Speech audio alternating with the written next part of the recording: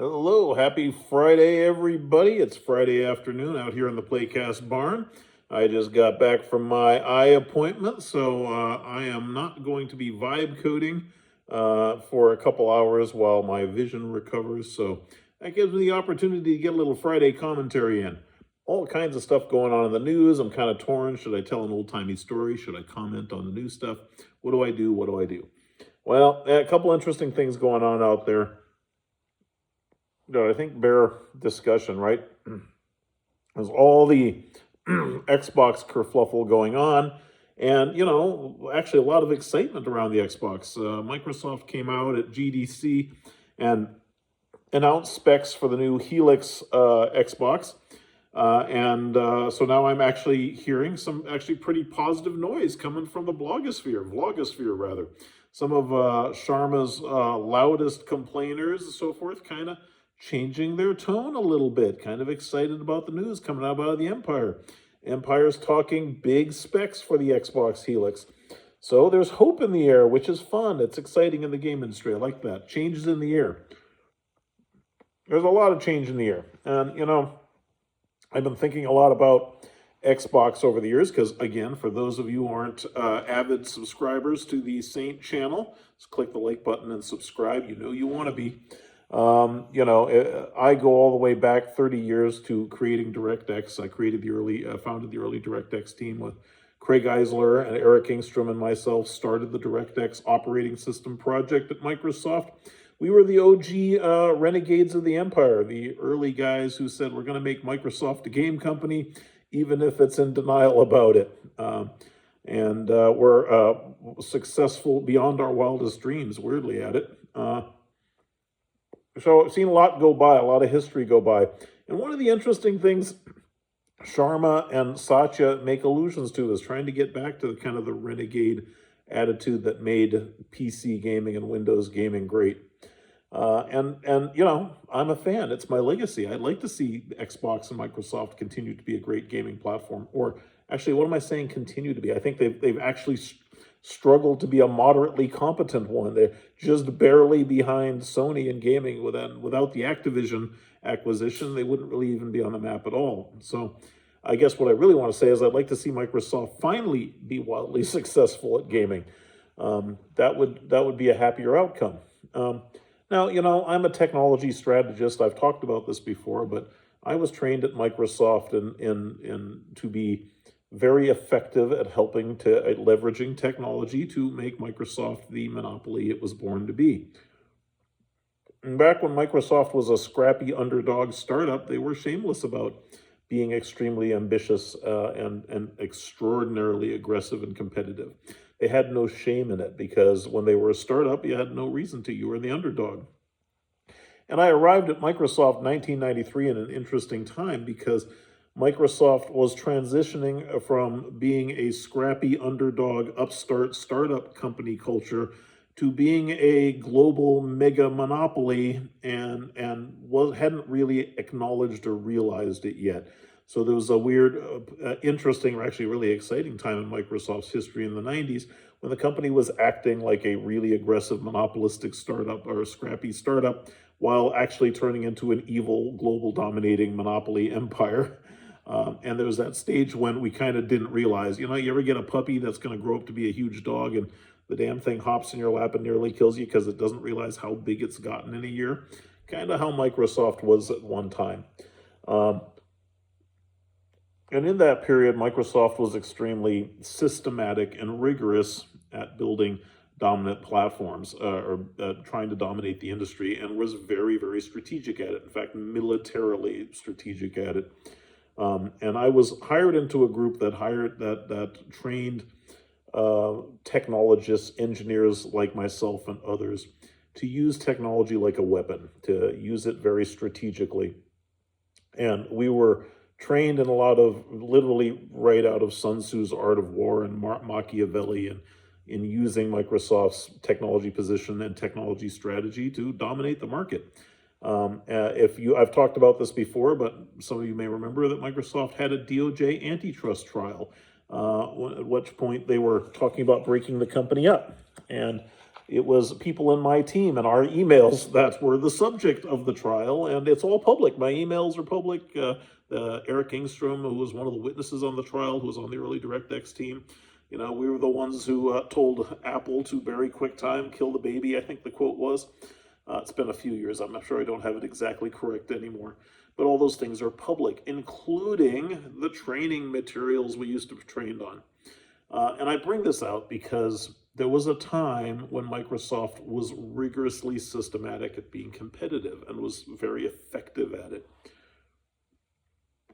And they've lost that culture over the years, probably for the best from everybody else's point of view. I think after the DOJ trial and later Gates's retirement, I was like, okay, our youth and startup is over. The growth to a giant, the biggest company we're allowed to be by law, has happened. And I think for Gates, that was sort of the end of the challenge for him, because what's the point of hanging around and running a big, boring company that's mostly generating stock returns for a huge body of 401k retirees? That probably wasn't really his jam. So I was fortunate to be there at the very tail end of a really exciting era.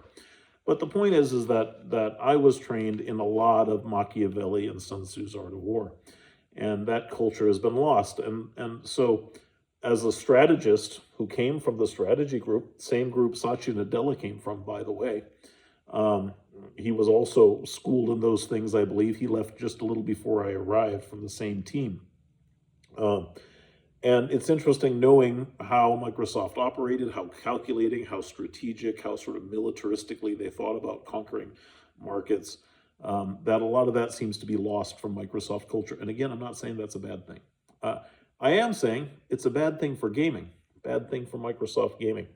And I'll tell you why. When I heard the Xbox Helix, and again, I don't know what's going on. I'm not close to everybody over there. My generation all retired. So I'm sure they have great secret strategies and plans that are highly nuanced and calculated, that are unlike anything they've done in gaming for the last 20 years, which was just sort of ram their head against Sony and see who won. I think one of the things that made Xbox great early on is that strategic thinking, and that culture was there in the earliest formulation of the Xbox. And that's what made it great, made it unique, made it differentiated from any other console, and then got lost and forgotten by subsequent waves of employees and bureaucrats who had lost any of that sort of strategic calculating positioning in their thinking about how they went after gaming and growing the game business at Microsoft. So if you go back in time to the early 2000s, late 90s and early 2000s, when the Xbox strategy was being formulated, there was a very specific window of opportunity and strategy that made it possible or even practical for Microsoft to even enter that marketplace with an opportunity. And that was one, of course, there was 3D graphics created by Direct3D. So until that point, consoles that were made, there were graphics chips, including the first generation 3D chips, were all made in Japan, and they were custom designed graphic components, and they were designed to be highly proprietary to the console makers making them. So Nintendo and Sony and Sega designed their own chips. But Direct3D came along and standardized 3D driver architecture and chip architecture on such an enormous scale that it became impossible to compete with the mass market for GPUs that were highly efficient, low-cost, mass-produced, enormous scale, and iterating very, very rapidly. The Japanese consoles just couldn't keep up. That was a big part of the Direct3D strategy, was to harness Microsoft power to create a mass market for consumer 3D chips. So Microsoft didn't have to be the best 3D chip architecting company out there. They could just buy from the myriad ecosystem of competing chip companies that they had enabled with Windows. Second, it was the dawn of the internet era. So connectivity, the world in which every home was connected to the internet, was a new one, was fresh, it was exciting. There was all kinds of things. This was the .com era.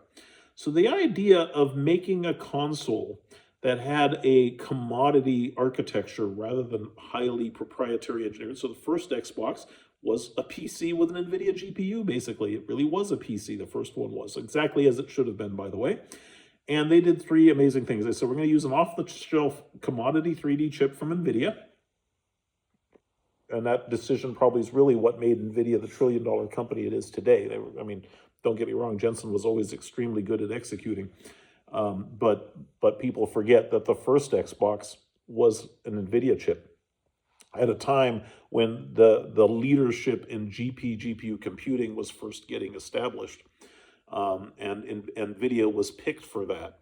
And the gamers who had worked with me on creating DirectX and Direct3D had joined Microsoft and were now leading, Seamus Blackley and Kevin Backus, the early Xbox strategy. These were guys we brought in from the game industry who had that vision and also had seen a lot of how we had moved on the early DirectX team in a very calculating way to achieve enormous amount of leverage with very little, so to speak. We got a whole lot done with very little.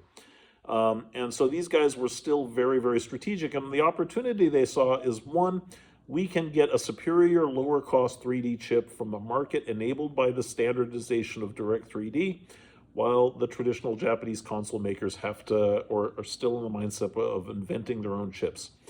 Two, it's the internet era. We're going to make a new kind of console that is enabled by, it's going to have a hard disk and it's going to have a network. And those two decisions are going to create an entirely new genre of game.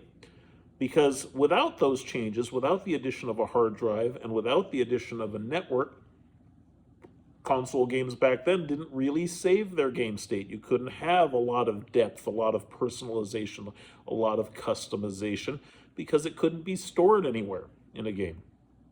You couldn't have massive rich worlds with lots of complexity that you could just jump back into at exactly where you left off, because it couldn't save that complex a game state. They had no hard drive or storage on a console, or very little, so to speak. And then the world of MMOs and multiplayer gaming and LAN parties was brand new to the consumer marketplace. And these were all things, networking and storage were things the Windows operating system and Microsoft were very strong at and totally new to Japanese console making. So for one moment in time, Microsoft had a huge competitive advantage in defining a console that was unlike any console that had been made before. Had persistent storage, was tied to a network, used the first commodity 3D chips available from a competitive marketplace, and were able to pioneer a genre of games that could not be made on a traditional console. If you liked multiplayer gaming, you could not play that. If you wanted multiplayer gaming, you couldn't play that. Nobody could make a console that did that yet. And so Microsoft said, we're going to go do that, and that's our area of great strength and expertise. It gives us tremendous competitive differentiation from all the consoles anybody's ever seen. And that is what made Xbox great.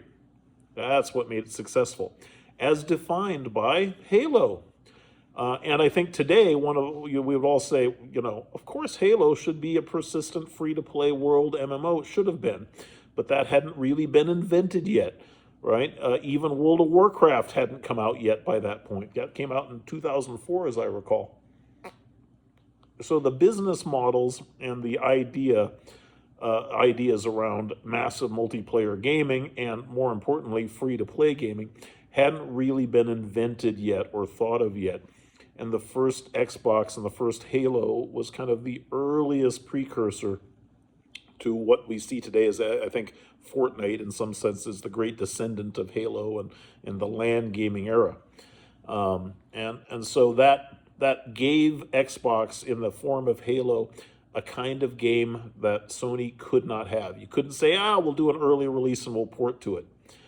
It was impossible to port it to any other console that didn't have network and storage and the same vision for gaming and the same 3D chips, because the idea of porting games across consoles was utterly unheard of.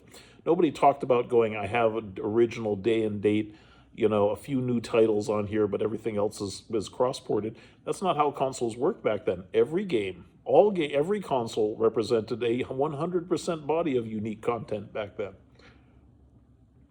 So even enabling a market where game developers could target a console platform with games that could be published, and this is where I think the strategy was imperfect, but still better than nothing. That you could publish a game across PC and a game console was unheard of back then.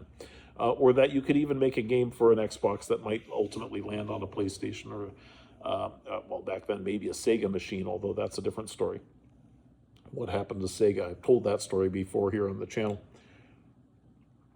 And so that's what made Xbox great, was the creation of an entirely new genre of content that nobody could compete with, enabling a new genre.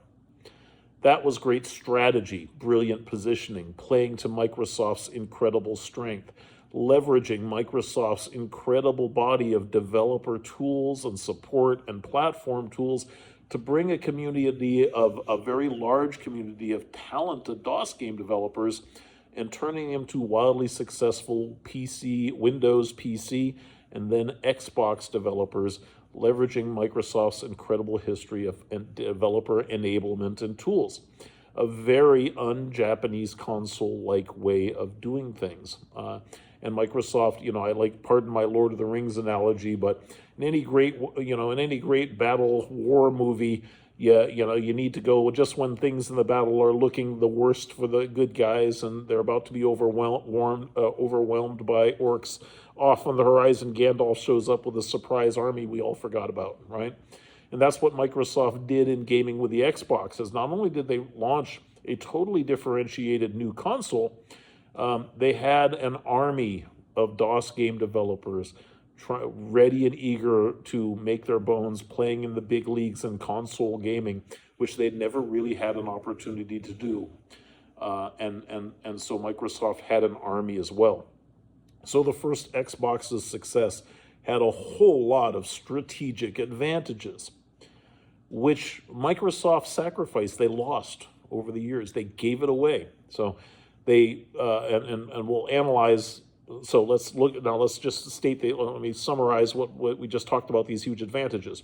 Commodity 3D chips, networking, permanent storage, and a huge ecosystem of new developers from talented game developers, familiar with PCs, empowered by really powerful, robust tool sets, and evangelism and developer relations, which Microsoft was fantastic with.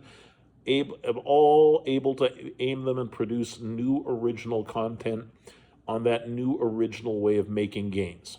And that made Xbox 1.0 a hit. It had so many strategic reasons to exist. Jump to today, and everybody's got that shit.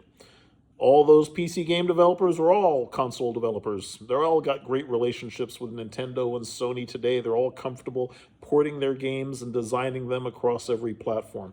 The game engines that were pioneered by the companies from that PC-DOS community, Epic, and of course Unity, they run on everybody's devices. They commodified all the consoles into one giant surface for the same gamepad-enabled 3D shit. Got the same shit everywhere. Every gamepad possible game that you could ever have, every theme, every genre, every art style, every play mechanic that you can make with the same damn gamepad has been made over and over again until we're all sick to death of it on every platform. That has been done to death. Sony, Nintendo, they all figured out online. They all figured out persistent storage. They all got that shit. They all adopted those consumer 3D chips from Direct3D, so they even have the economic advantage, and they're better at making electronics than Microsoft is. So the days when Microsoft had a locked-in developer community of incredible talent, a hidden cavalry, if you will, or surprise army, gone. The network is all a commodity. Everybody's got it. They learned it. The storage, everybody's got it. They learned it. The commodity 3D chips everybody has, they all buy them now too. So all of those advantages to Microsoft are gone with the winds of time. And what has Microsoft done for 3 generations of consoles, maybe 4, since the first Xbox? Make the same box with better specs at a higher price point over and over again, and the same gamepad, just same 4 buttons, same layout, same fucking games, and then the press is all, hey, the graphics are 30% better. For decades.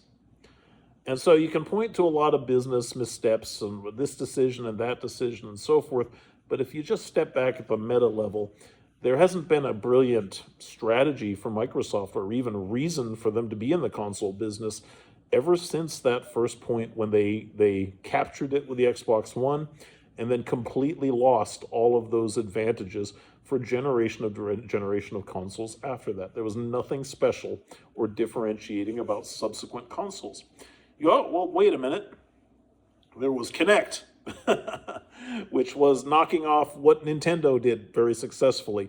And Nintendo has been very successful. The Japanese console makers, they have often tested and succeeded with hardware differentiation or input hardware device differentiation as a way of competing or differentiating their consoles.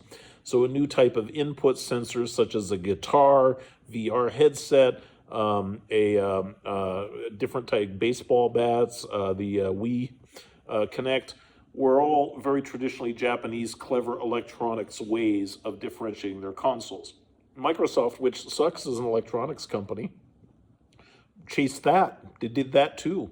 So they made a big clunky expensive Kinect following in Wii's footsteps.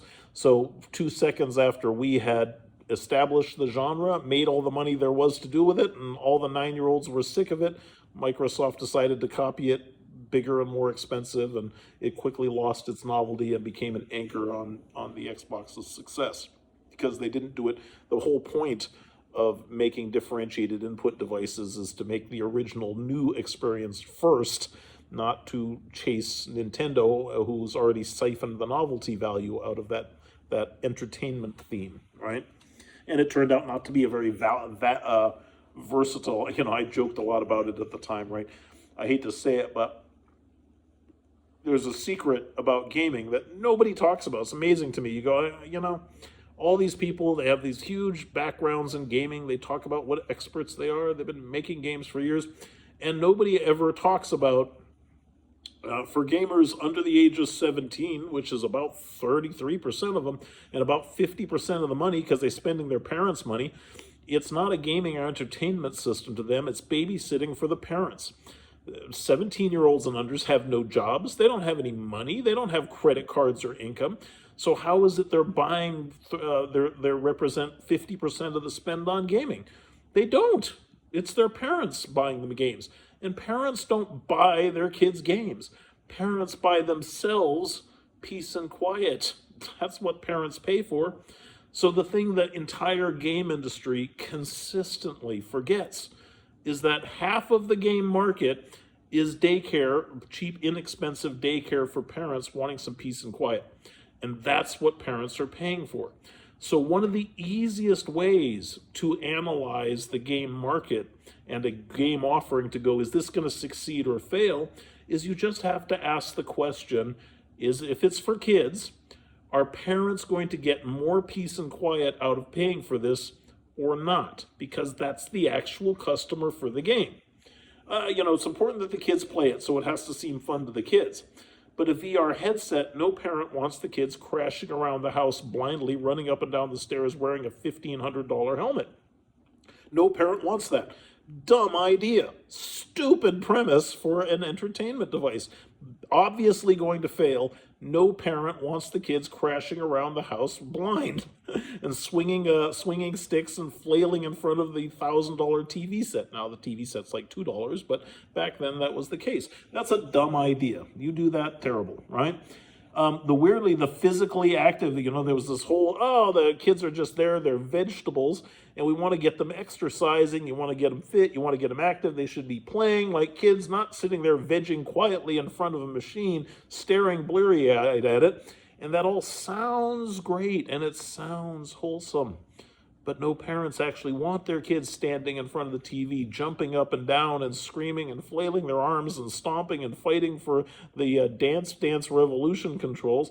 Nobody actually wanted that. So yeah, it sounds great, but in the end, parents were paying for peace and quiet, and a lot of those game things were not achieving the opposite of it. So you go, yeah, you can have a temporary win, making something new and novel that people love. But if it isn't buying, if half the revenue, if it's for 17-year-olds and under, if it's not buying better daycare and peace and quiet for adults, it's going to fail financially eventually. That's the easy way to think about it, easy to understand. And you never hear anybody say it. It baffles me. It's so obvious. I built and ran the world's largest gaming platforms twice. We know it for a fact that that's the reality of it. So one of the simplest mental tools you can use to assess the value of a new game idea is, does it shut the kids up and keep them quiet and occupied so mom and dad can have a peaceful moment? Yes or no? And if the answer is no, not a thing. Not going to be a hit forever. It might be a fad, might make a few bucks, but overall, the sustaining value is, does it keep the kid occupied, right? And one of the few game companies, I think, who know this, just know it.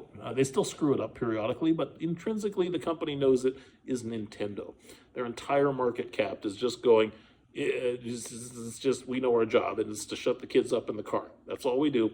We make billions making devices that allow parents to drive their kids back and forth to school without having to listen to them to scream and fight with each other. Because you can throw them you could throw them a Nintendo DS, and now you can throw them on a Switch, and the kids shut up. So the entire Nintendo's business is just shutting kids up in the car so mom can drive them to school or dad can drive them to school. That's the whole business.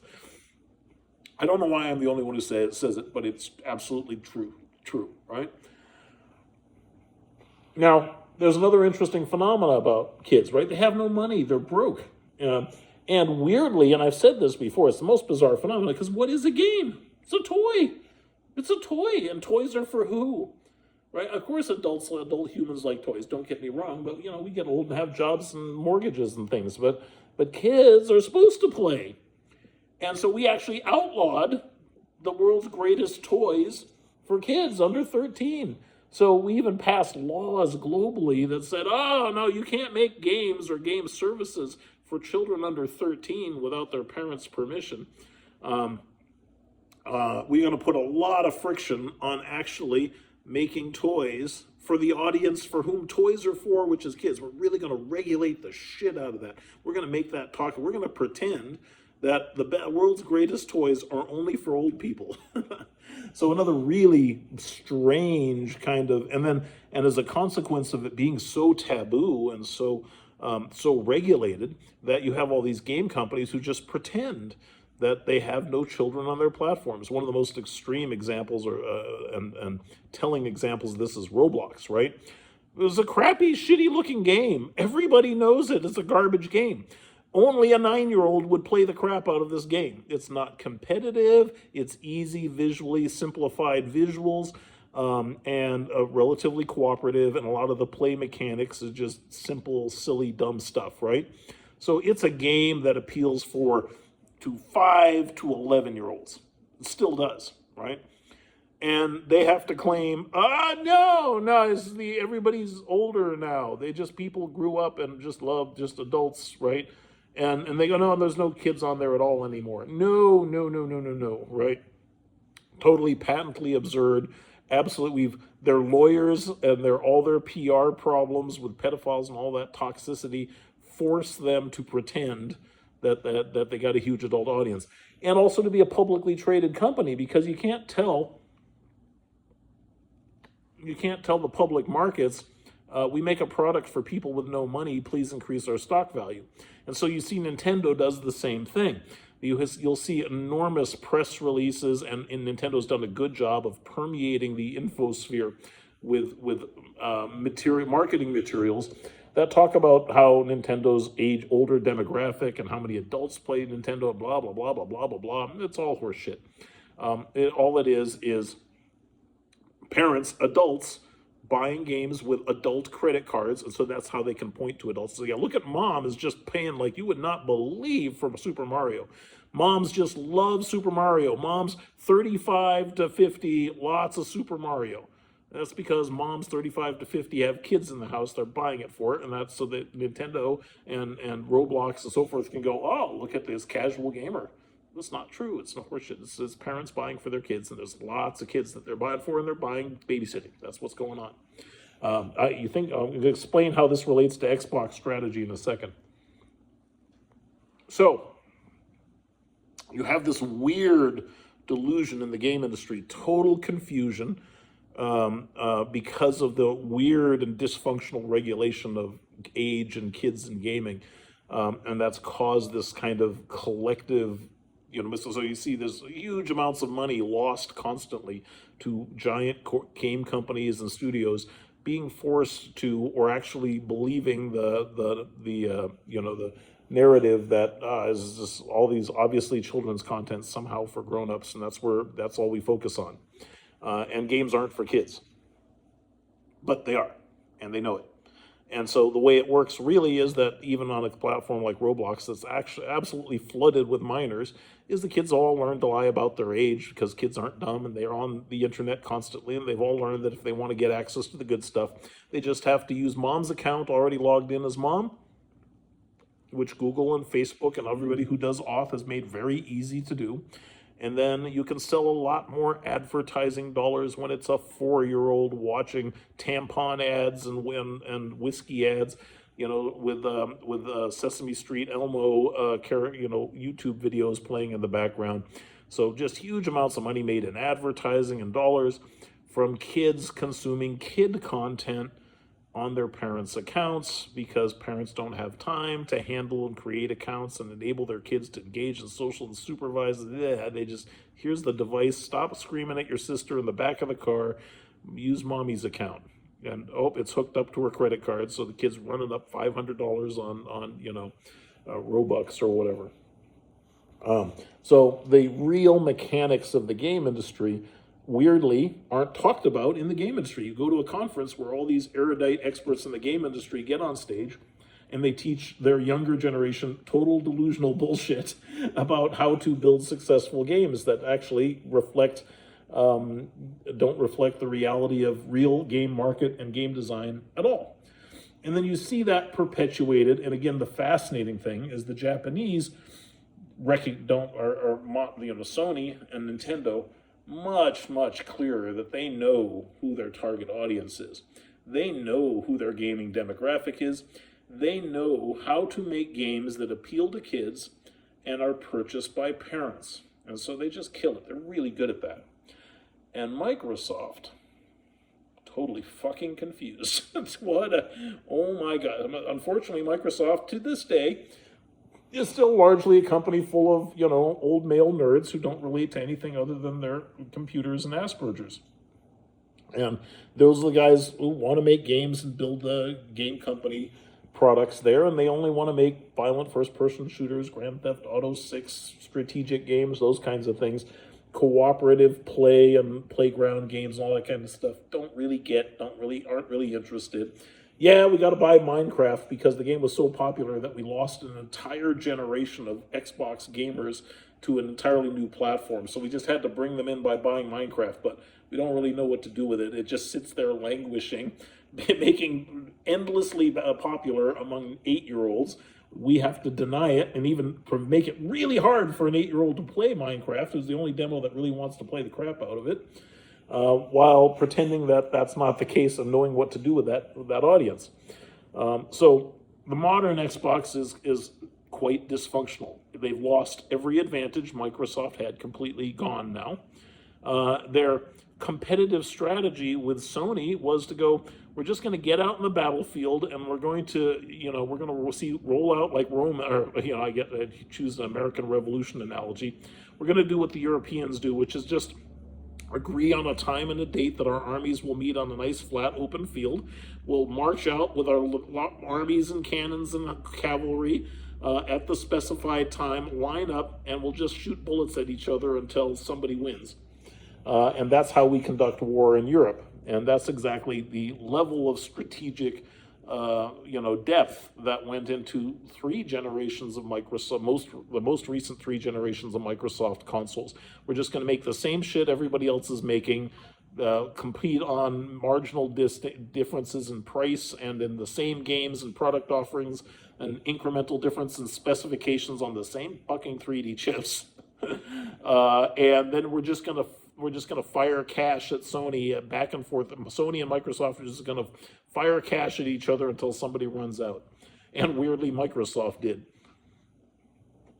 Because Microsoft isn't great at making consumer electronics, so Sony had the advantage at making a PlayStation cheaper than Microsoft was ever really going to be good at. And so Sony's bullets cost 50% of the bullets Microsoft was firing, and so Microsoft burned through its capital. And so that's the kind of level of strategic battlefield, competitive positioning Microsoft's done. So when I look at when I go, okay, all right, good, there's new leadership, new blood, new directions, the company's doubling down on gaming, that's exciting. But what I'm looking for is signs of intelligence, signs of strategy. And again, to be absolutely honest, right, if I'm not in the know, if they have it, they'll keep it a secret. Because one of the things we were taught in my day at Microsoft is that Sun Tzu said there were all battles are won before you actually enter the battlefield. So battles are won and lost before they're ever fought. And what Sun Tzu meant by that is that they were meant that wars and battles were won first through spies and diplomacy and assassination and negotiation. Then second, they were won through choosing the ground. So Sun Tzu said there's 3 great ways to win a war. The best way to win a war is through diplomacy and spies, right? And assassination and spies. So either negotiate not to have a war and you come to a peaceful terms, or you take out the enemy by assassinating their leader in the night before it ever turns into a war. That's the best way to avoid a war. That's the best way to win a battle.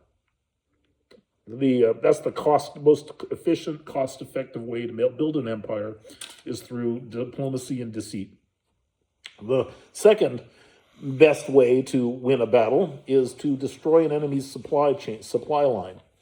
So before you ever get to the battle, you go, nobody can afford to deploy a large, expensive, highly trained army in the field without an enormously deep supply chain. And the further afield an army is from its own comfort zone or strategic position, the more vulnerable it is to supply chain disruption. And supply chains are very difficult to defend. So it's a lot easier through guerrilla warfare to destroy somebody's access to food and medical care and all the sorts of things an army needs than it is to actually meet them on a battlefield and risk losing.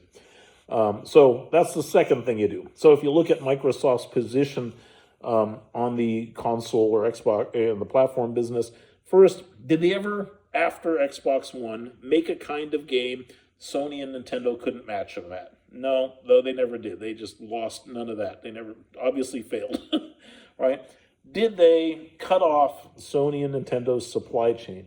Well, supply chain of what? All the game developers escaped to those platforms, right? All the commodity 3D chips that Microsoft enabled with Direct 3D, those sold to everybody as well. The internet perfectly open to everybody's devices, even though Microsoft did a good job of capturing it early on. So did Microsoft ever do anything to defend its supply chain? No, they lost their own supply chain, just dispersed. And did they ever say, well, we got a way to make a console that only we can make that has differentiated features that Sony and Nintendo can't make better? And they you could say, well, probably the best example of a disastrous approach was Kinect. We're not going to make a new original differentiated device first. We're going to follow Nintendo after the novelty's worn off with something that's more expensive and less novel and not original anymore. Okay, well, didn't get the whole point of strategy there. So when you go ask, is there a way for Microsoft to attack their supply chain? Did they do anything like that? Nope. A third thing that Microsoft taught us is, there's only two, and this is also from Sun Tzu's Art of War. There's only two ways, there's two requirements necessary to defeating a superior opponent that's got the dominant position. The first is that the opponent has to make a mistake. You cannot defeat a superior opponent almost no matter what you do if they don't make a fatal mistake. So without a superior opponent making an error, you can't get at them. They don't present an opportunity for attacking them in a way that brings them down. Second, when an opponent makes a mistake, you have to be in a position to capitalize on it. You gotta be alert and move fast and swiftly and be aware of what constitutes a mistake and move quickly to take advantage of it. And one of the great things Microsoft did entirely deliberately in that era was to put pressure on opponents to cause them to make mistakes.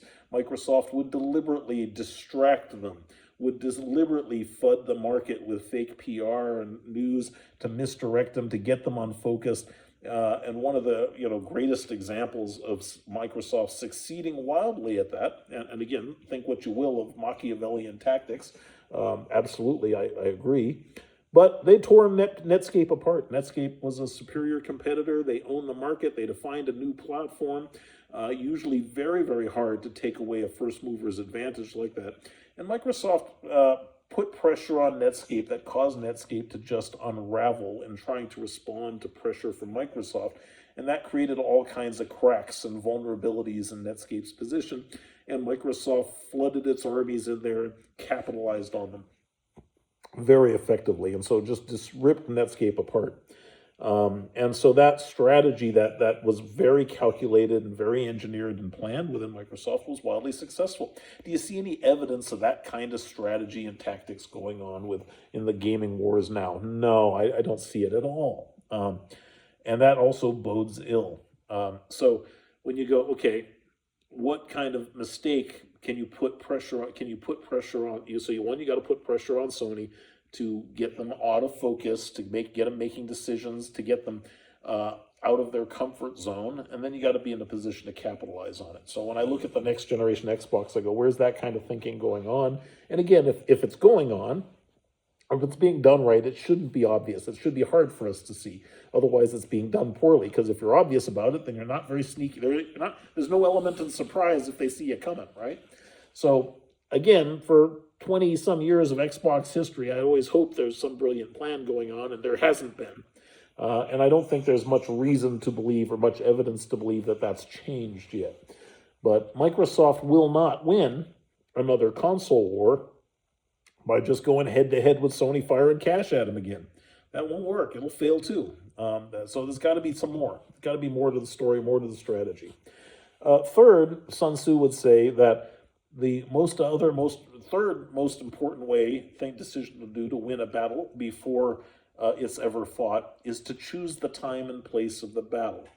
So you choose the ground, is the way he put it. And he wrote all kinds of, Sun Tzu probably wasn't a real person. He was a sort of a Bible of stories collected by Chinese military strategists and all characterized as strategic wisdom to be passed on to generations of subsequent military leaders. But one of the things Sun Tzu said is, you got to choose the ground you fight on and the time and terms. So even if you're facing a superior army, if you can catch them by surprise, you can get them on. You can catch them you can get them fighting where they're not ready, or they're in a disadvantaged position. That's the next most critical thing to winning. The dumbest, the stupidest, the last thing any Chinese military scholar would ever encourage you to do would be to march out on a flat battlefield at an agreed-on time and place and just gun away at each other until somebody wins. That's the last thing you would ever do to win a battle. That's the dumbest thing. That's you're fired as a general if that's your go-to strategy for how to win a war, is to raise the biggest army and then rely on that to beat somebody to death. And Microsoft, unfortunately, has been way too comfortable relying on its enormous size and capital resources to gun away at competitors without any other sophisticated tactics taking place or any other great depth to their strategy. So in that context, in that Sun Tzu, old school Microsoft tactical thinking, I'm not excited. It's not inspiring to me when I hear about Xbox Helix, what they announced at GDC, because it's another console with great sounding specs, and Sony will also announce great sounding specs, and it'll be made out of the same chips from AMD and the same GPUs from AMD. It'll be the same computer. And the Sony will be better at making it cheaper and more cost efficient than Microsoft will be. Sony will have the advantage on that ground.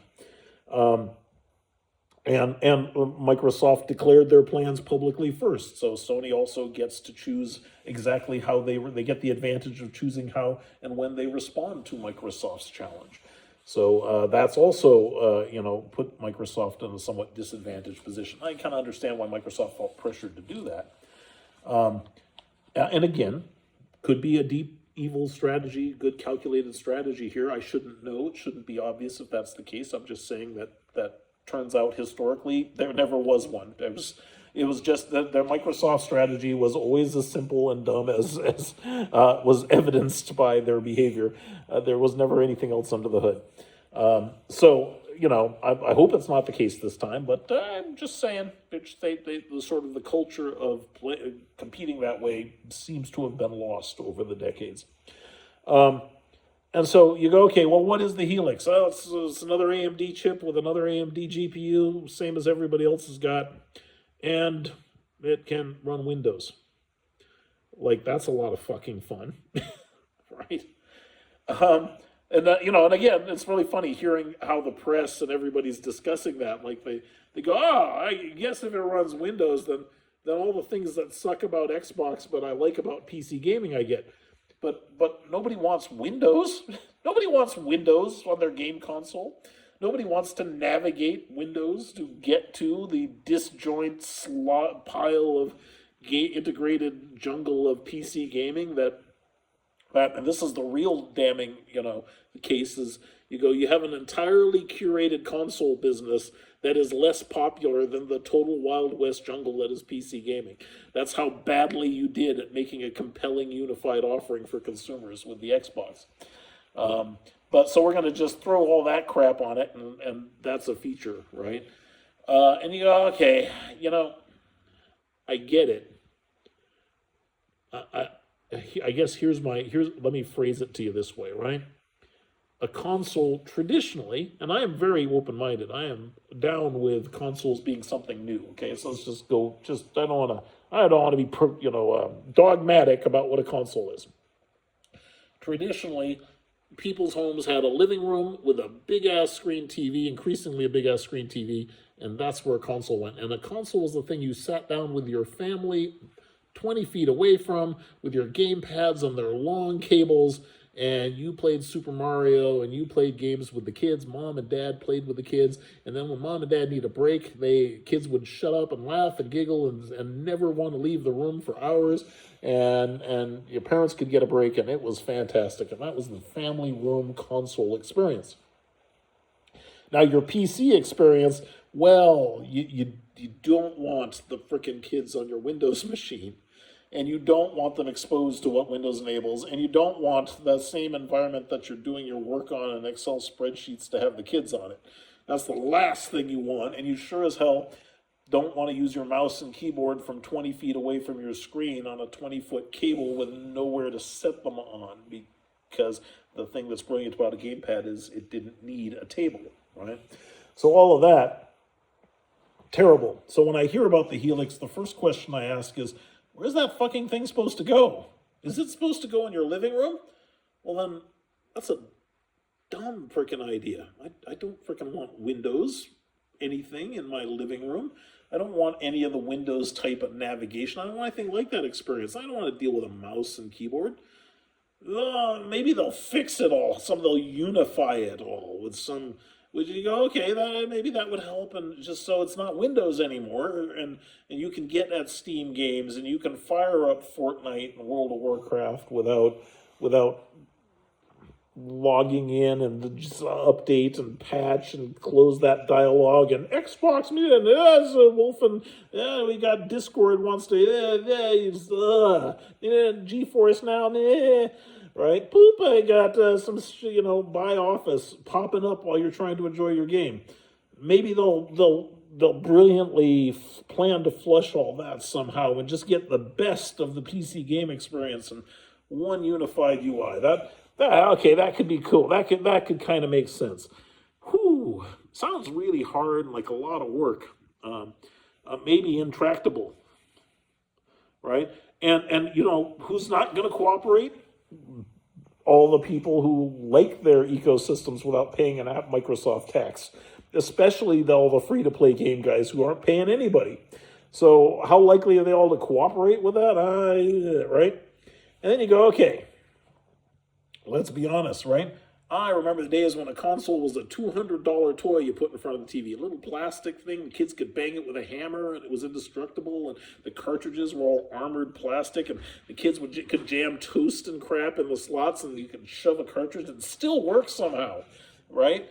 It was a toy. It was even, it was made of the same material toys were made of. I got something to show you guys. I got the coolest thing to show you guys. I'm not going to show you now, but it's a nostalgia thing. I'll mention it.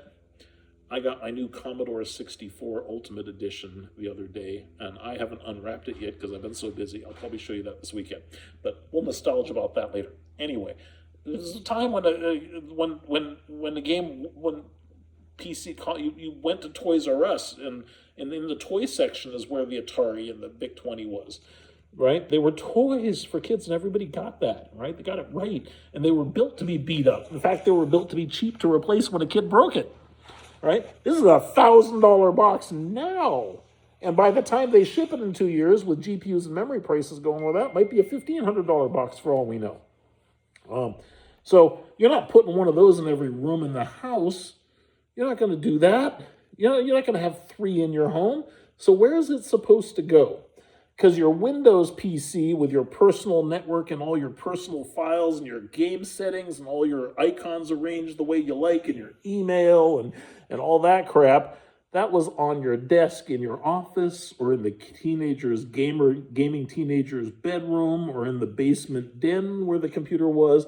You didn't put that in front of the frickin' TV set, right? No way. So my first question when I hear the Helix specs, I go, where's that supposed to go exactly? I'm confused. And the problem is, Microsoft might go, oh no, we want it to go in the teenager's bedroom, and then people will buy 3 of them for $1,000, $1,500 each in 2 years based on where GPU and memory prices are heading. It'll be a $1,500 box in 2 years based on market trends. Now, maybe markets change, but right now I think it's reasonable to believe that we're talking $1,500 console in 2 years. Maybe at least $1,200.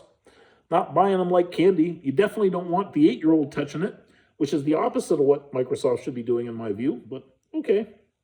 So when I see the Helix, I go, wow, sure seems like their plan is to just march out on the flat battlefield and gun it out with Sony and Nintendo straight up again with the same box. Yeah, I don't think that bodes well. I don't think that's a good strategy. And then I see a lot of the most recent announcements, and again, gamers are excited. So weirdly, I was the one going, hey, it's great they're having leadership turnover. Great that Satya, they're reinvesting.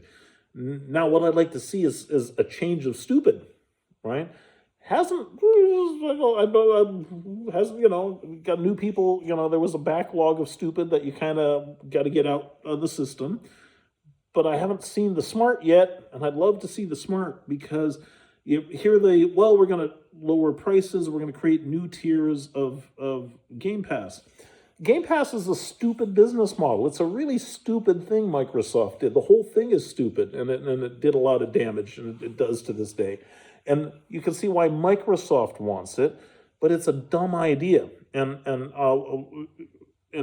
Because I've been in the business and I pioneered these subscription models and currency models and free-to-play models, and their economics are really problematic. So all the pricing tiers for their Game Pass, because accountants love subscriptions in principle, right? because they used to be, once people signed up, you forgot about it on your credit card, and you got a solid $20 a month for your World of Warcraft subscription. And once mom signed the kids up to that, the kids were quiet and shut up, and mom would just let that $20 go on her credit card every month, and that just went and kept earning and growing exponentially. And boy, companies like that. But subscriptions don't work that way. People hop among them like popcorn. The tiers, mom doesn't have time to understand. That's when I hear Microsoft going, look at all the tiers, all that tells me is totally fucking clueless that the service is for a parent buying daycare for kids. And they don't want to understand any of that crap. They want to go, look, I'm good for $20, $30, pick a number a month for cheap daycare. Just let me buy that and shut up and leave me alone. I don't want the kids crying to me about what game that their friend Billy has that they can't get. I don't want them fighting over the account or who's got keys to what. I don't want them my kids constantly fighting over Minecraft, over which account they're logged into. You got to come and log me in, go through your parent ID, through your two-factor off on your phone, and they were playing on their pads and their TV set, and they're switching computers, and they're all screaming at me to hand that in. I go, oh my God, what idiots, what total dumbasses didn't understand who this experience was for. Because I literally go, no, fuck it. Kids, go outside, play with a dog, touch grass. Daddy, the pioneer of the PC gaming, absolutely can't stand letting you play games anymore because you drive your mother and I crazy. Fighting over the computers, confused about how to off with them, figuring out which games are where, and they're pre-literate, they can't read. And I've got, and Roblox and Minecraft are over there going, wow, this guy loves Roblox Minecraft so much, he's got 4 accounts, all $20, right? That's just, 60-year-old dudes just love Minecraft. That's what they'll say to the press. That's what the media metrics marketing data will say about Minecraft, is look at how old the curve is of people playing it. And it's total horseshit. And so you can see, if you got kids, you can see right away the clueless, just delusional, failure of grasping who the customer is and what they want, right? And the funny thing is, and here's the problem, is all the old gamers and even the teenage gamers going, I hate everything you're saying, Alex, because gaming is for me. But you're all a dying, aging, shrinking set of gamers who, after you turn 17, you're going off to college, you're getting married, you're having kids, you got a job, you got a mortgage. So the amount of the dollars you have to spend on gaming increases, but the time you have to spend on gaming collapses. Your patience for nonsense. And as you get older, your interest in wasting time for entertainment declines exponentially as well. So even if you go, yes, I know the bulk of big dollars in gaming are among adult gamers, that's a shrinking pool heading off into the retirement sunset. And if you're offering in gaming, especially if you're the loser in the console wars, is the young and the new gamers are over there. And if you haven't got an on-ramp for them that's really thought out and really smooth, you're going to lose again. You are. If you don't get it, you're going to lose again. Nintendo's going to go, thank you. Just like, and Sony will pick them up, because Sony and Nintendo do get it, and they don't lose those users. They are good at getting it.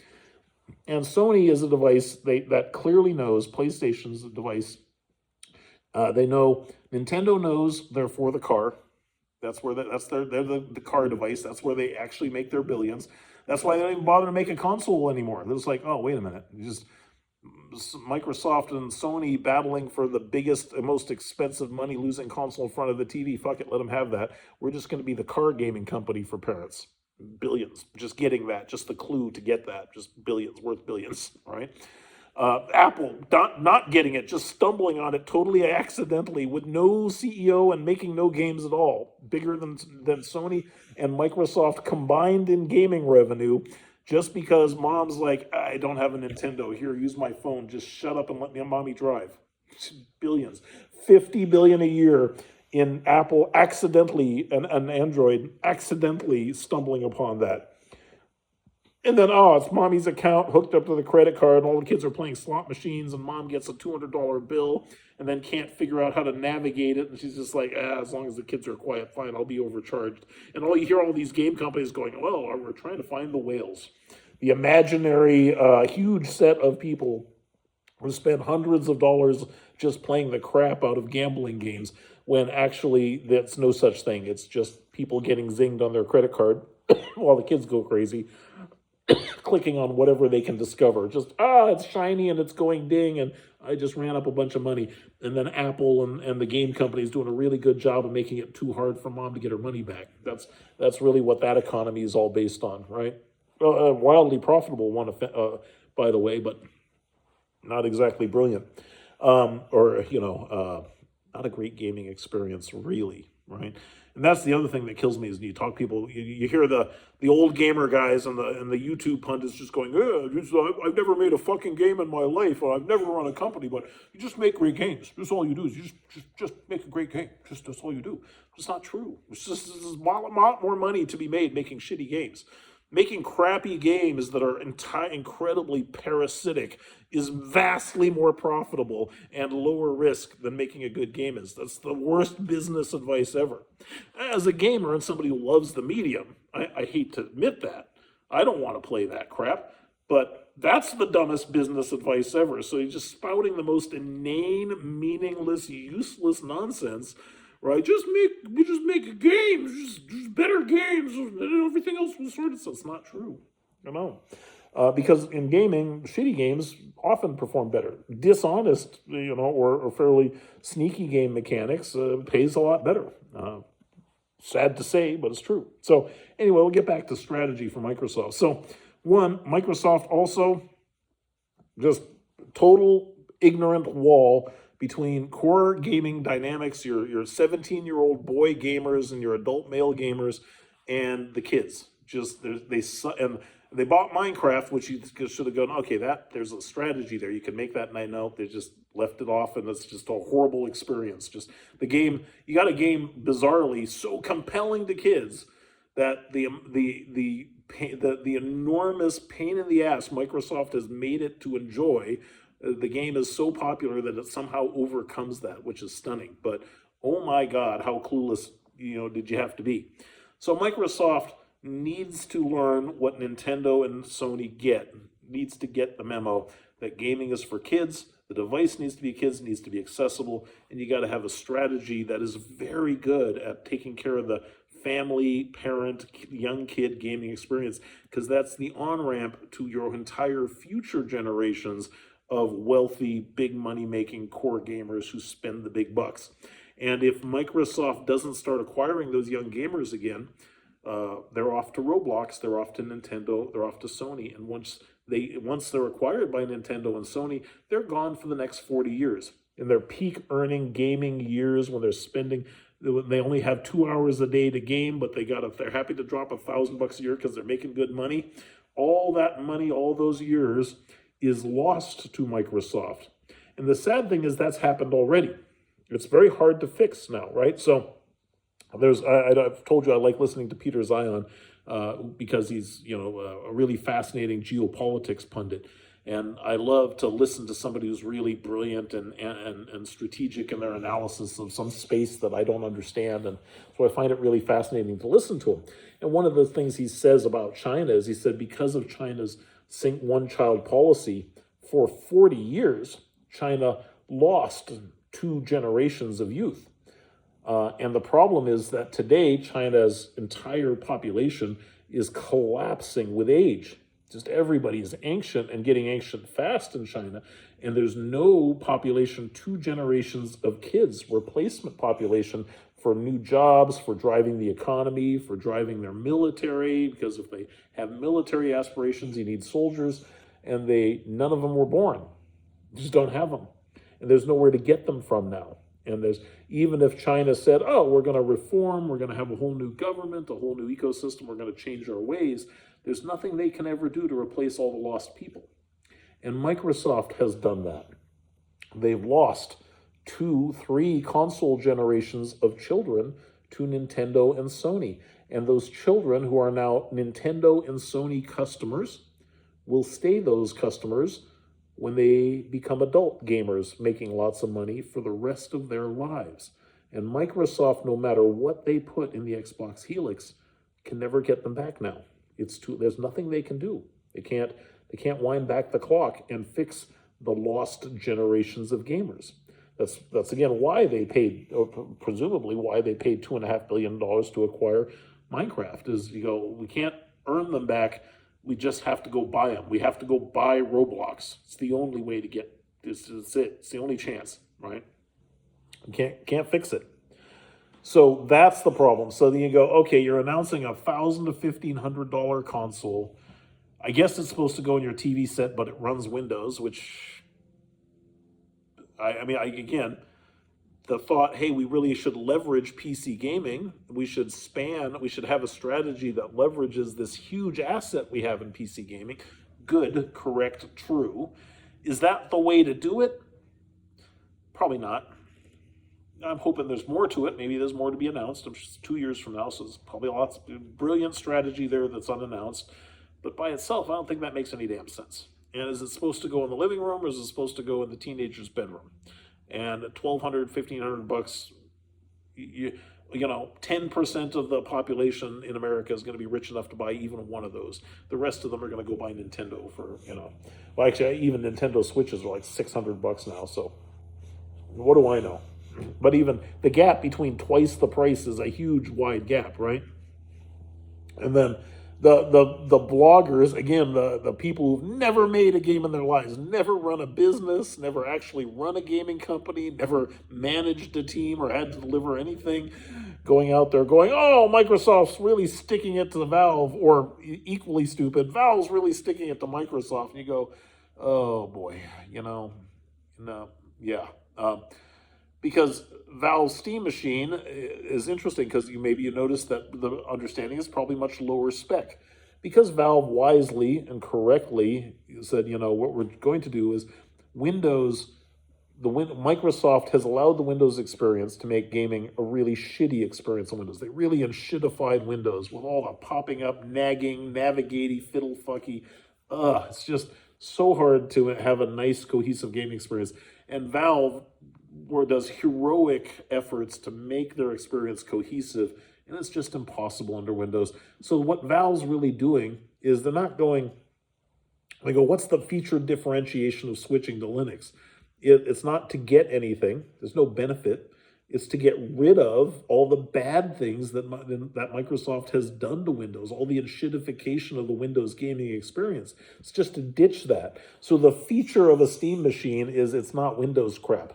That's all it is. The feature is we give up. Microsoft's too freaking dumb to get gaming on PC. They've turned Windows into a giant malware platform. So the feature of Steam machine is it's not Windows crap. And weirdly, Valve's wisely, and I think there's wisdom in this too, is they've gone, and it's not even that exciting a console. It's kind of low spec, right? Kind of mid-range gaming machine, but it'll be a superior gaming experience because it won't be all crapped up, right? And Valve also is wise to recognize, if all you're competing on is more specs, better ray tracing, better graphics, well, the truth is that's worth diminishing returns in money to people. Everybody will go, yeah, of course I want to buy the latest, greatest games, and of course, in the absence of any new game genres and any new play mechanics, like putting a network on the first Xbox to make Halo and LAN parties a thing, that's a new genre. That's a new kind of game. That's a whole new type of entertainment that they enabled. Steam's going, we don't have any of those things. It's going to be more of the same gamepad shit, same we've seen in the game industry for 100 years, 50 years rather. Oh, it hasn't been 100 years yet. 50 years, same game, same pad, same experience, same. So why you want to see that with better ray traced graphics? Okay, this might help a little bit, I guess. But again, remember, the genre of gamers for whom will pay for that are fading, aging, and dying off, right? Kids are like, what? I like Roblox better. You're my what, right? So Valve correctly going, look, I'm just going to make it easy to play games. And it's not going to be that high spec, because the truth is that the only company in the PC space growing in gaming revenue is Roblox, because they're getting all the kids. Because the Windows experience is so shitty and no parent would let a kid use it, that or by and large, except for on Roblox or Minecraft, and it's always the parents' accounts, that Valve has wisely, in some sense, said, let's just make it really easy to put a PC in the living room and play the games people want without all the Windows crap in the way, right? Microsoft's going to go, we're just going to lead with the Windows crap in Helix. It's a new powerful game console plus crap you hate. Here you go. I'm not being fair, but I'm trying to make a point. I'm endeavoring to make a point.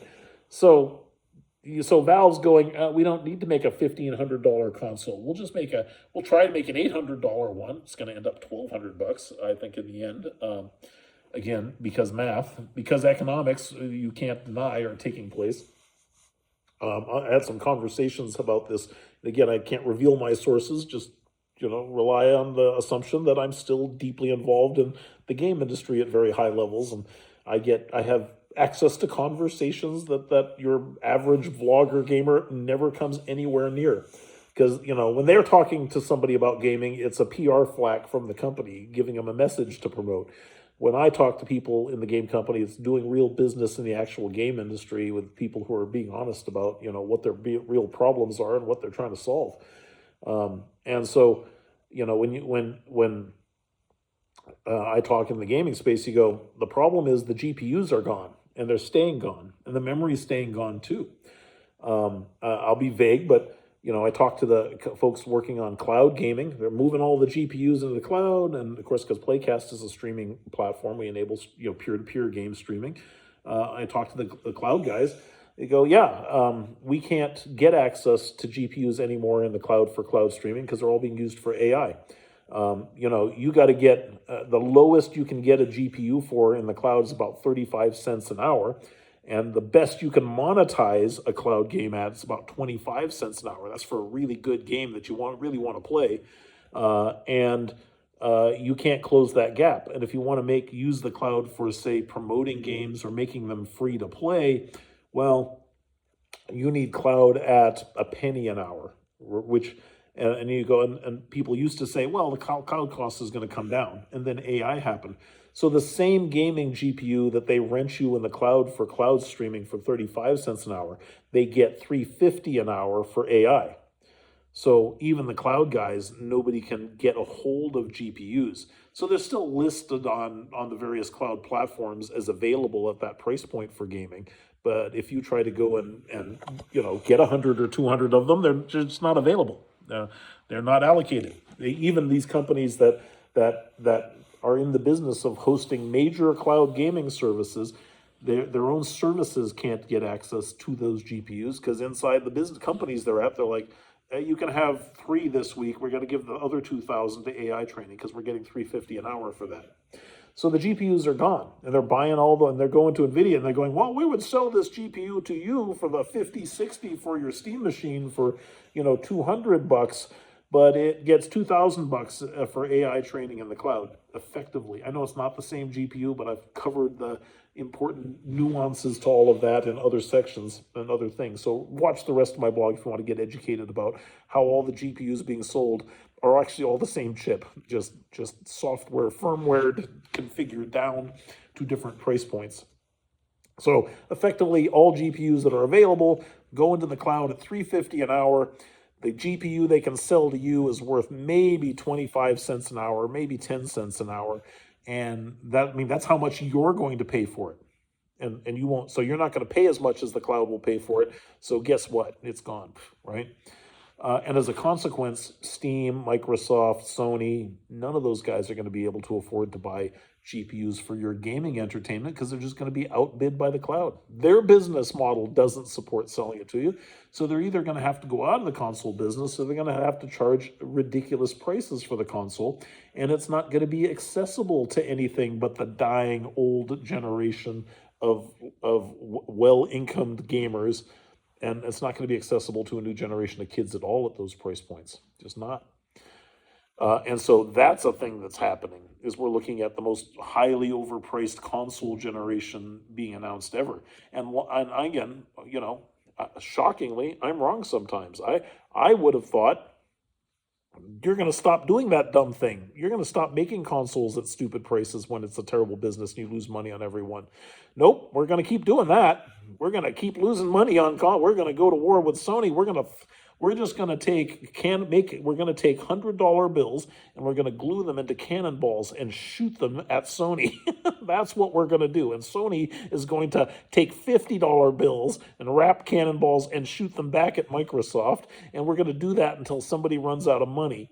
And theoretically, it should be Sony who runs out first, but business. That's the plan. So I don't know. I'd be like to be wrong because I like the idea of consoles. I just wish they were fun things you put in front of your TV set that were easy to use and that the kids could play on again, and that I could share easily that I could turn my back, say to the kids, go play on that thing and not have to explain it to them. And then I could drop in, sit down with them, play for 10 minutes, and then have a good time with my kids and then walk away and go do adult stuff without it being a big fiddle fuck.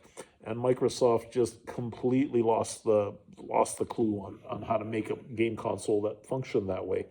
But maybe fortunately they have a chance to get. That's why I was saying in my previous article, I go, everybody's shitting on Asha Sharma because she's an AI slop executive, da da da da da, and what does she know about gaming? I go, all of you, if the one hope that the Xbox has, the one tiny shred of a prayer that console has for success is if she's somebody's mother, right?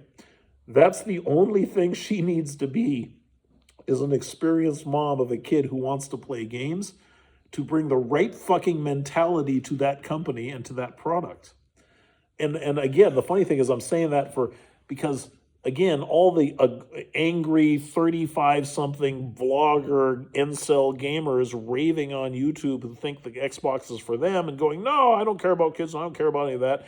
I go, yeah, you absolutely do. That's when I say it's obvious you have absolutely no business clue, no experience with the industry at all. Because if that platform that you love for your violent first-person shooters and gory games and your highly competitive, hunting assassination games, the thing that you love it for, if the market for that isn't really broad and huge, then you don't get any of that because you're not rich enough and you're not a big enough market segment to justify the investment it takes to make the games you love by yourself.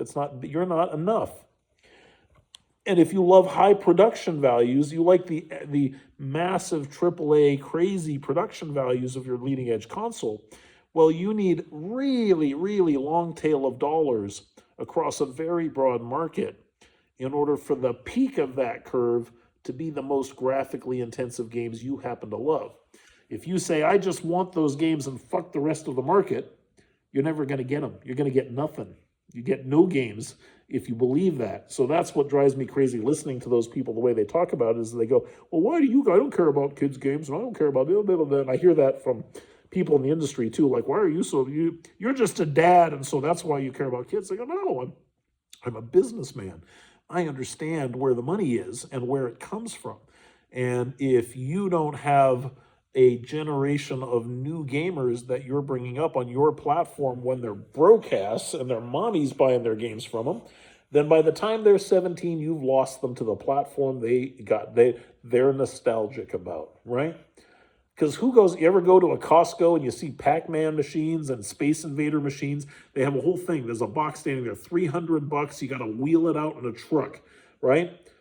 Is it 12-year-olds buying those? Is it 17-year-olds? Is it got the latest Unreal Engine graphics and CGI?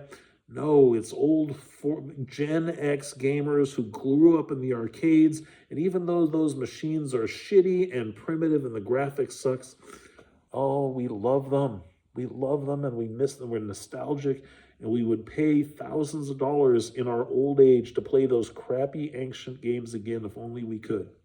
To just line up the quarters in an arcade and drop them in like we used to when we were kids. That's why those games are still valuable. That's how loyal we are to them. And the new generation of gamers, they're going to feel that way about Roblox.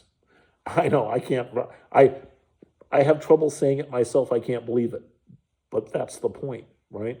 So if you're going to make a $1,500 mega console with Windows for some reason, it had better it had better reach 8-year-olds right now somehow.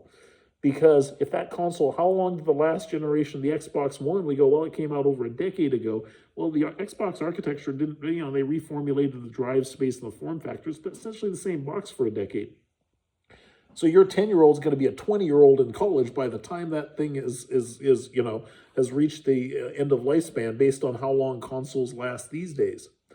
So you better reach that gamer when they're at the very earliest days of becoming a gamer with that first launch, and bring them all the way along to when they're spending their own money and they've graduated from college. They're making those 6-figure salaries and dropping the real money on gaming. If you don't acquire them now, you're not, there's no Microsoft, $100 billion game industry 20 years from now or 10 years from now. You're not going to get there from here if you didn't plan that.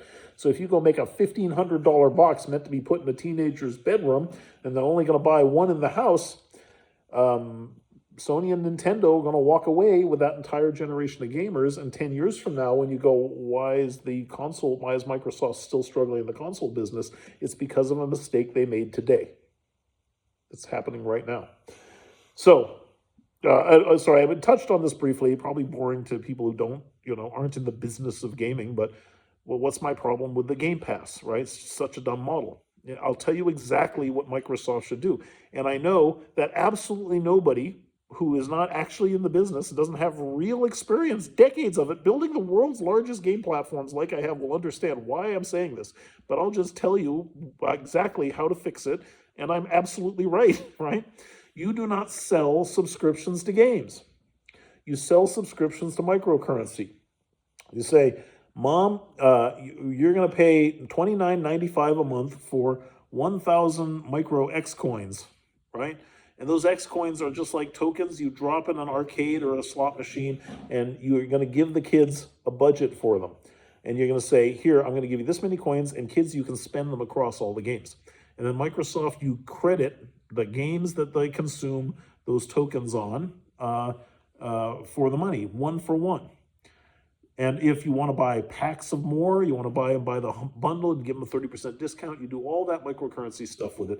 That's the right model for Game Pass. So that mom can go, $29.95 a month, one account for the whole family, pool of coins, allocate them, give them to the kids for doing their homework, for doing their chores. That's the budget. Make the kids learn how to spend them. That's how you do it. You go, oh, well, wait a minute, Alex. The kids will burn right through them, and then they'll be broke again. You go, oh, no, they won't. No, you don't, because it didn't cost Microsoft, unless you're morons, you did it wrong, you built it wrong. It doesn't cost you anything to serve those kids electrons. It doesn't. If the game's running on that console, that's mom's electric bill, they already paid for the box. The electrons are a sunk cost. When the money and the coins run out, that's where your advertising business kicks in. I hate advertising. Nobody wants to see ads, right? But I'm just saying that what's more important is that mom has a simple thing she can buy. And mom doesn't mind the kids seeing advertising. That's why she lets the kids watch YouTube like crazy today. YouTube is just exploding among kids because they go, they see advertising, whatever, but at least that keeps them entertained. Hey, hold on, I'm still streaming. Out. Listen. God. Daughter coming out to play video games. See, 7 kids, 5 daughters. Oh, God. See, and they're just busting to get in. See this? This is why games. Because I can sit out here and stream without being bothered, except they know all the computers are out here. Daddy's got the good stuff in the barn. Oh, my God. All right, where was I? Oh, yeah, talking about kids, which I just chased out of my barn, who are all out here to bother me to play video games and to try to get me to hook them up with their Minecraft subscription. The last freaking thing I want to deal with. Thank you, Microsoft. So the reason that you do that, that's where your advertising models fits in. You go, oh, okay, and the problem is that when you have games that are either tied to a subscription, which is a stupid business model, especially today, it's not scalable, or you sell games for $100 and that's the only way you can get them, then you don't have anything in between, and you don't have anything that fits an advertising model. If you just say, look, this game is $1 a session in coins, 5 coins or whatever, pick a number, or you can watch the AT&T ad, the kids will sit and watch those ads all day long. The advertisers will pay like crazy for them, just like they do on YouTube. And then you go, mom just gets another. Kids get another $29.95 a month if they want it, and the kids don't care about seeing the ads, and everybody's happy. That's how that works. And us adults, those of us who have the bottomless purses and don't have 2 seconds, we really hate the advertising. Well, we'll go buy the 30% discount pack, or we'll get the $70 a month subscription to coins. But the important reason that works is, one, you give something that mom can spend once for the whole family, that gets the kids 100% play. The money is fairly allocated among the game studios and directly proportionate, so you're not cannibalizing your market. The adult pricing that doesn't have the advertising is available to all the people who want to spend more and have exactly the experience they want. And the premium games can charge for exactly what the premium games need to charge for that cut in order to be fairly represented. And so a microcurrency economy is and selling subscriptions to coins, not content, is a much smarter business model. And we actually, and again, I say that, and we go, oh no, we hate microcurrency, blah blah blah. No, you love microcurrency because you spend it like crazy on Roblox, and you spend it like crazy on the #1 best-selling PC game in history, Fortnite. So not only am I making a argument based on my opinion, there's clear factual evidence that no matter how you feel about it, that's absolutely how people are comfortable spending. So Microsoft Game Pass should not be charging subscriptions to content. That's a stupid business model. You should be charging subscriptions to currency. Microsoft needs an X coin, and you'd spend that coin across things. And then in doing that right, and reducing the pricing for content down to small units, now you have an advertising model which they need to have. And again, that says talking as a businessman, not as a gamer who wants to deal with that stuff. Just saying. All right. So that's what they need to do with pricing on the Game Pass, not have 50 different confusing tiers. That's a mess. So there's also a whole discussion about the strategy they should have with Windows, because there's definitely is one, but I don't see a hint of that, right? Or if we stick Windows on a console, I hope there's more to it than that. So anyway, that's my analysis so far of what I've seen of Xbox, but I remain hopeful, and I assert to you that the one great hope for the possibility that Xbox can be revived is that Asha Sharma is a gamer's mother, because of all the people who understand who the audience really is for 50% of the gaming dollars.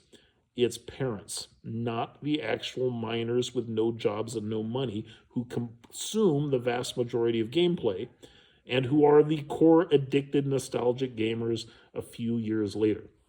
I'm Alex St. John, aka The Saint. I had to go let the kids in the barn because they're going to come crashing in here if I don't cut this out. So I'll see you guys all on the next episode of The Saint. Take care, everybody.